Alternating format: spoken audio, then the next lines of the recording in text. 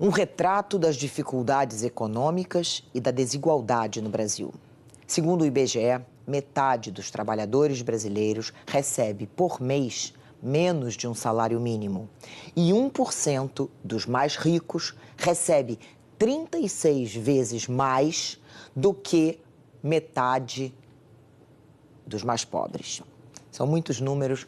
Vou falar com Juliana Rosa, na nossa redação em São Paulo, para ela ajudar a gente a traduzir e entender.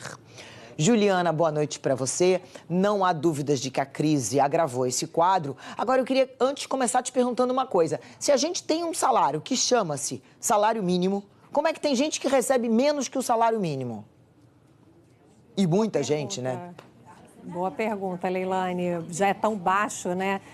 Primeiro, boa noite para você, todo mundo que acompanha a edição das 6. É muita gente que trabalha na informalidade, sem carteira assinada, trabalha por conta própria, coisa que aumentou muito durante essa que foi a maior crise da história da nossa economia. Então, certamente, a gente pode dizer que com essa crise aumentou a desigualdade no Brasil e as condições de renda, e de uma forma geral, para a população, penalizando sempre os mais pobres. Essa pesquisa divulgada hoje pelo IBGE, a gente não consegue comparar com anos anteriores, ela se refere ao ano de 2016, porque é uma pesquisa nova, é um questionário novo, onde o IBGE pergunta para as pessoas não só de onde vem a renda do trabalho, mas de onde vem a renda de outras formas, como aposentadorias, pensões, aluguel, programas sociais. Mas eu estava conversando agora há pouco com o Cimar Azeredo, que é responsável pela pesquisa, e ele me disse que certamente dá para dizer que a desigualdade aumentou porque justamente o desemprego bateu recorde, ainda temos 13 milhões de desempregados e justamente os trabalhadores mais pobres que perderam mais os empregos e passam por mais dificuldade. Vou mostrar então agora para você uma arte que a gente preparou com os números aí dessa pesquisa. Destaque então para a renda justamente de salário mínimo, né, que chamou a atenção dos quase 90 milhões de trabalhadores em 2016, metade recebeu menos de um salário mínimo por mês em 2016, R$ 747 por mês. O salário mínimo estava em R$ 880 no ano passado. A pesquisa também mostra o seguinte, a soma de rendimentos foi de 255 bilhões de reais. 0,8% ficou com os 10% mais pobres e 43,4% com os 10% mais ricos.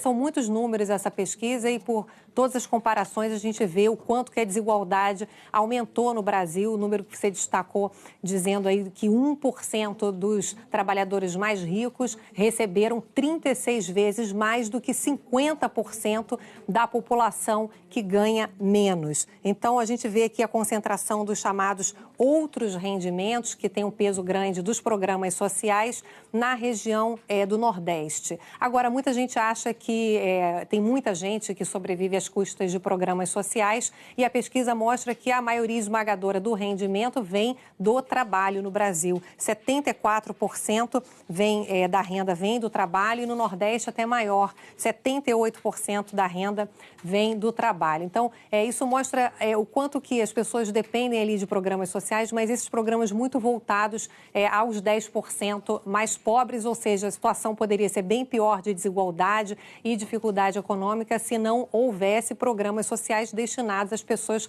que mais precisam. E o quanto que a gente precisa qualificar essas pessoas para que não dependam de programas sociais e também melhorar a economia, a capacidade de geração de emprego para todo mundo. E essa questão da melhora da economia, a gente volta sempre a esse assunto aqui diariamente, porque é muito grave e muita gente trata isso como se pudesse ser deixado para depois. É o rombo das contas públicas que, sem resolver essa questão, a economia não vai conseguir voltar a crescer com força aí nos próximos anos. A gente vê uma melhora aí no curto prazo, uma melhora esperada para o ano que vem. Hoje o Banco Central divulgando aí o maior rombo das contas públicas desde 2001, somando União, estados, municípios e estatais. Eu estava conversando até hoje com um dos maiores especialistas em contas públicas, o Raul Veloso, e ele me dizendo que essa pressão aí de servidores públicos, Leilane, é muito ruim, porque justamente é no serviço público onde o governo mais gasta com a aposentadoria. No final, quem acaba sofrendo são